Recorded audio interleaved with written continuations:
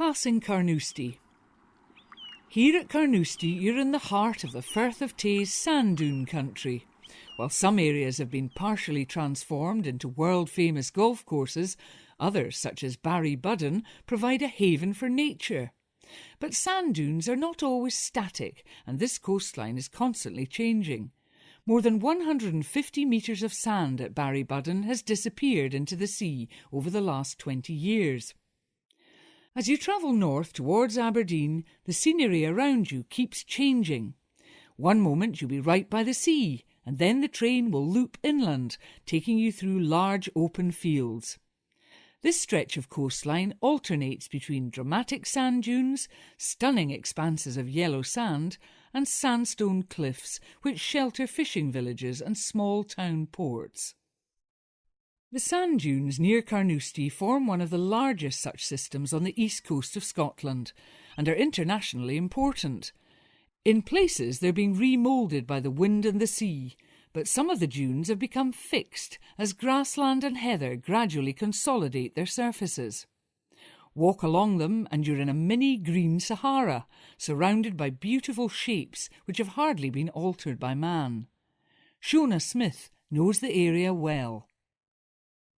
Barry-Budden's one of Scotland's biggest sand dune sites. It's named after the two burns that cross it, the Budden Burn and the Barry Burn.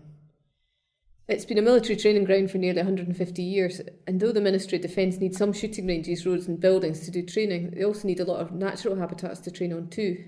So unlike lots of other big sand dune areas, Barry-Budden's never been under threat of becoming a golf course, for example.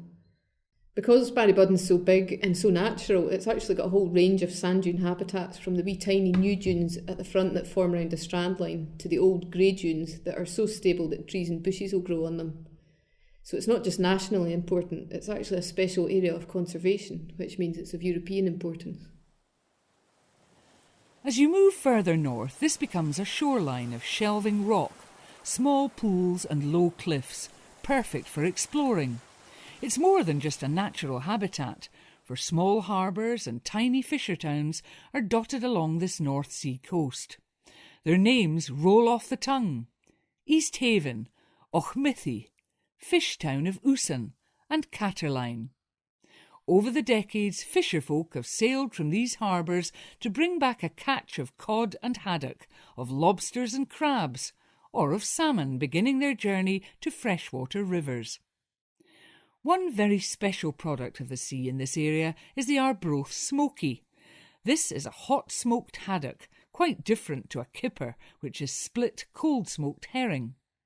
The Arbroath smoky has been registered by the European Commission, just like Scotch beef and Scottish farmed salmon.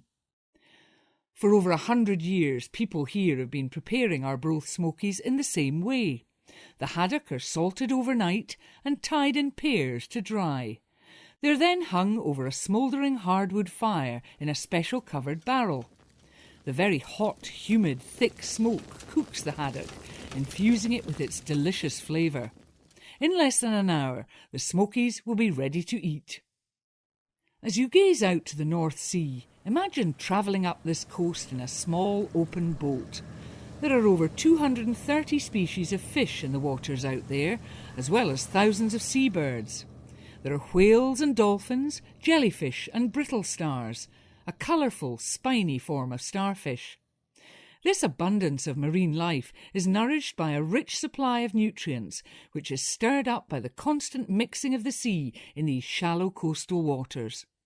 Whether the view is blue, grey or green, hazy or clear, this is a fascinating environment.